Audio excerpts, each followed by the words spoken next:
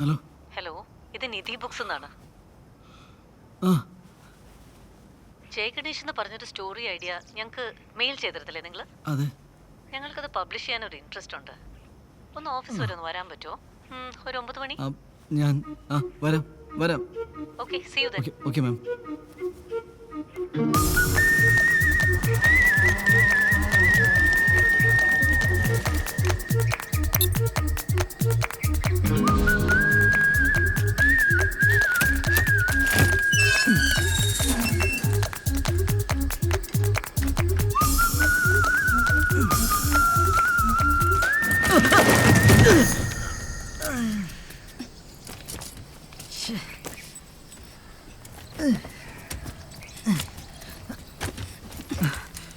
Thank you ma'am, thank you thank U.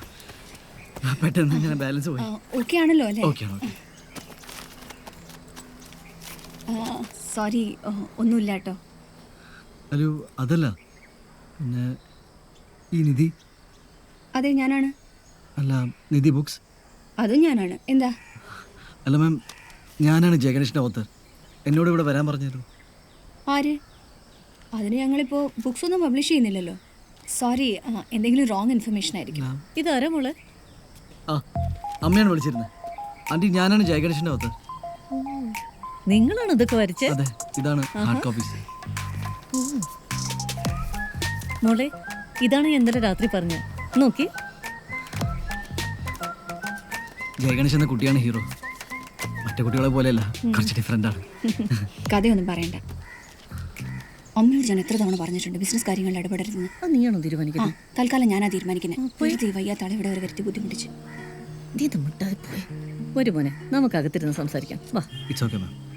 എൻ്റെ ആ പുസ്തകങ്ങളൊക്കെ ഒന്ന് ഞങ്ങൾക്ക് ഒന്നുകൂടി ആലോചിക്കാനുണ്ട്. ഇതിവിടെ വെക്കുന്നതിൽ വിരോധമൊന്നുമില്ലല്ലോ. Sorry for wasting our time. എടി, നീ ഇത് നോക്കിയോ? നോക്ക്, നിന്റെ അച്ഛൻ്റെ അതേ വരാ. നോക്ക്, തുമ്പിയുടെ ലാസ്റ്റ് ലക്കത്തിൽ അച്ഛൻ ഇതുപോലൊരു സംഭവം വരച്ച ഓർമ്മയുണ്ടോ?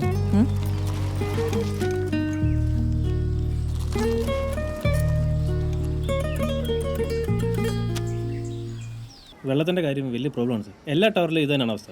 എല്ലാത്തിനും ഉണ്ട്. അതെ, ഞാൻ ഓൾറെഡി 4 ദിവസം മുന്നേ കോർപ്പറേഷൻ പറഞ്ഞിരുന്നു. അത് ഞാൻ വേണ്ട രീതിയിൽ നോക്കിക്കോളാം. ശരി, ഓക്കെ. എന്റെ ഈ ബർത്ത്ഡേക്ക് എനിക്കൊരു സൂപ്പർമാൻ ഡ്രസ് വേണം. Okay done. അവന് ചെറിയ കോൾഡ് ഉണ്ട്. സിനിമയ്ക്കൊക്കെ പോണോ? നോ, ഐ ആം ഫൈൻ അമ്മ. ഓക്കേ അമ്മ, പോട്ടെ. നീ തണുത്തൊന്നും കഴിക്കല്ലേ. താൻ ഇവിടെ എവിടെയോ ഈ മുങ്ങി നടക്കുന്നത്? പറഞ്ഞ കാര്യം എന്തായി? ഹേ ഹീറോ. അയാൻ, ഹായ്. നീരാളി മീഡിയ ഇല്ലേ, അതിലത്തെ സ്റ്റാഫാ. ഈ വീക്കെൻഡ് ഞാൻ എന്റെ അച്ഛൻ്റെ കൂടെയാണ്. ആണോ? ഞാൻ എൻ്റെ നാട്ടിൽ പോവാ. ഹീറോ, എന്റെ പുതിയ കൊട. ഹായ്. പുതിയ അംബ്രല്ല കൊള്ളാലോ. അയാൻ, നമുക്ക് ഇറങ്ങണ്ടേ? ഇന്ന് 150 കിലോമീറ്റർ സ്പീഡിൽ പോണം കേട്ടോ. ഇതുപോലെ നിങ്ങളുടെ നീരാളിയിൽ ന്യൂസ് ആയിട്ട് വരുമോ?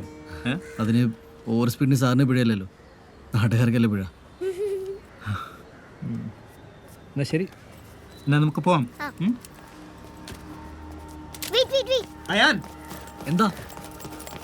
Keep this. മഴ വരുന്നുണ്ട്. എനിക്ക് വേണ്ട. വെച്ചോളൂ, it's fine. Ayaan, come shoot ഇപ്പോ സ്റ്റാർട്ട് ചെയ്യും.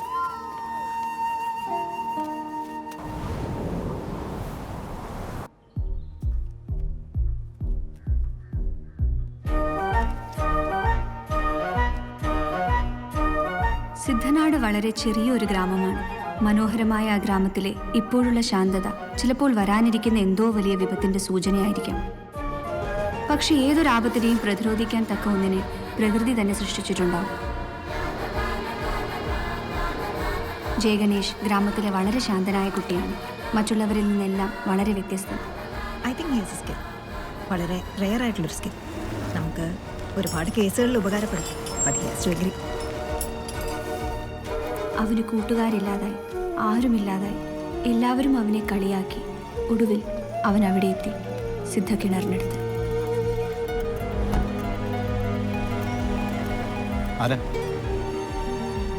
ജയഗണേഷിനെ ഏതോ ഒരു ശക്തി ആ കിണറിലേക്ക് മറിച്ചിട്ടു.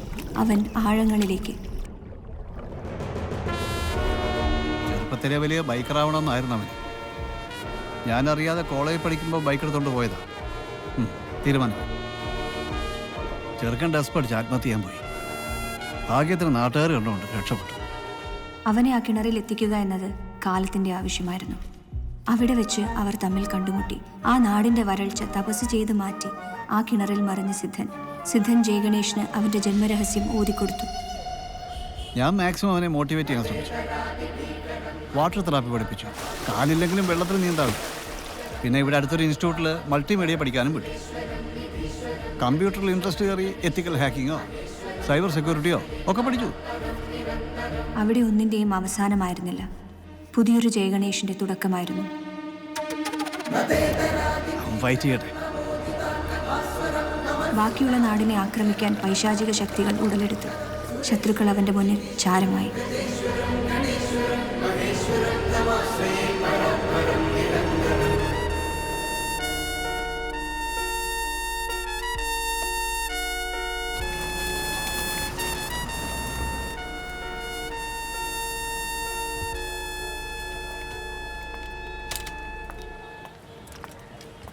പാർവതി,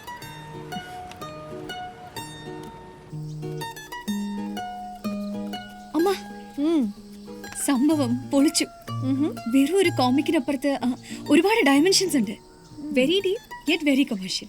അത് ഞാൻ അപ്പോഴേ പറഞ്ഞതല്ലേ. അമ്മ ഒരു കാര്യം ചെയ്യ്, അയാളെ ഒന്നുകൂടെ വിളിക്കേ. അത് നീ തന്നെ അങ്ങ് വിളിച്ചാൽ മതി. ഞാനിനി അയാളെ എങ്ങനെ വിളിക്കാനാ? അമ്മ എന്തായാലും ഒന്ന് സപ്പോർട്ട് ചെയ്യാത്തെ? സപ്പോർട്ടോ? 2 സ്റ്റാർട്ടപ്പുകൾ പൊട്ടി.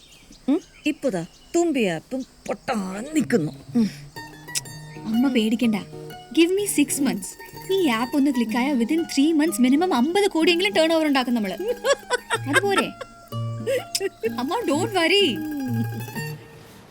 മാം, ഓഫീസിൽ പോസ്റ്റർ ഡിസൈൻ ചെയ്യാനായിട്ടാണ് ഞാൻ ഈ കേസ് ആദ്യമായിട്ട് കാണുന്നത്. പിന്നെ എൻ്റെ പുതിയ കഥയ്ക്കുള്ള പൊട്ടൻഷ്യൽ ഇതിലുണ്ടെന്ന് അറിഞ്ഞപ്പോൾ ഒന്ന് അന്വേഷിച്ചു. സ്ട്രെയിറ്റായ ഒരു കാര്യം പറയാം. ഇതുപോലെ പല കേസുകളിലും ഗണേഷിന് ഞങ്ങളെ സപ്പോർട്ട് ചെയ്യാൻ പറ്റും. നിങ്ങൾ വിചാരിക്കുന്ന പോലെ എല്ലാ കേസിലും എനിക്ക് എവിഡൻസ് ഒന്നും ഉണ്ടാക്കാൻ പറ്റില്ല. പറ്റുന്നേ. ഫോർ എക്സാമ്പിൾ, ഞങ്ങൾക്കൊരു സെലിബ്രിറ്റി ക്ലയൻ്റ് ഉണ്ട്. അവരുടെ വളരെ ഇൻറ്റിമേറ്റ് ആയിട്ടുള്ളൊരു വീഡിയോ ലീക്കായിട്ടുണ്ട്. അത് ഡീപ്പ് ഫേക്ക് ആണെന്ന് ഗണേഷിന് പ്രൂവ് ചെയ്യാൻ പറ്റില്ലേ? മാം, ഐ എം നോട്ട് ഇൻട്രസ്റ്റഡ്. അയ്യോ, വെറുതെ വേണ്ട. ഞങ്ങൾക്ക് നല്ല പേയ്മെൻറ്റ് തരാൻ പറ്റും. ഒന്ന് ശ്രമിച്ചു നോക്കൂടെ? അല്ല ഗംഗേട്ടാ? എടാ, വക്കീലിനെ പോലെ ഒരാൾ ഒന്നും കാണാൻ നിൽക്കുന്നത് പറയൂ. നീ നോക്ക്. എന്ന് നോക്കാനാ പറ്റില്ല എന്ന് പറഞ്ഞില്ലേ ma'am? You may leave. Okay, ഗണേഷിൻ്റെ ഇഷ്ടം.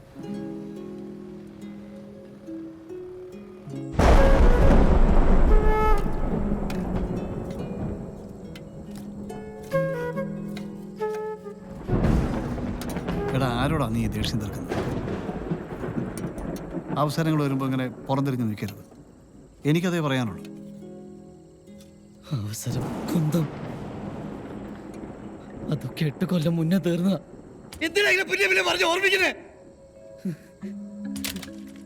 എനിക്ക് വിഷമമില്ലെന്നാണോ നീ പറയുന്നത്? നമുക്ക് സമാധാനിക്കാനേ പറ്റൂ. നീ ഇങ്ങനെ ആയത് ഒരു വിധിയാണെന്ന് വിചാരിക്കാം. എങ്ങനെയായത് പറ. എങ്ങനെയായത്?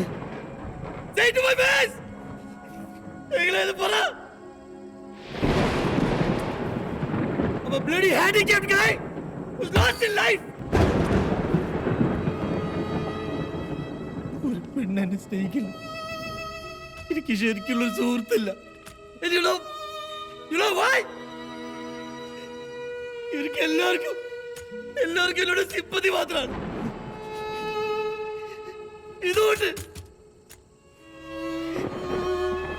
എന്നത് വെറുതെ വിടാച്ചാ നിങ്ങൾക്ക് പറ്റുന്നില്ല.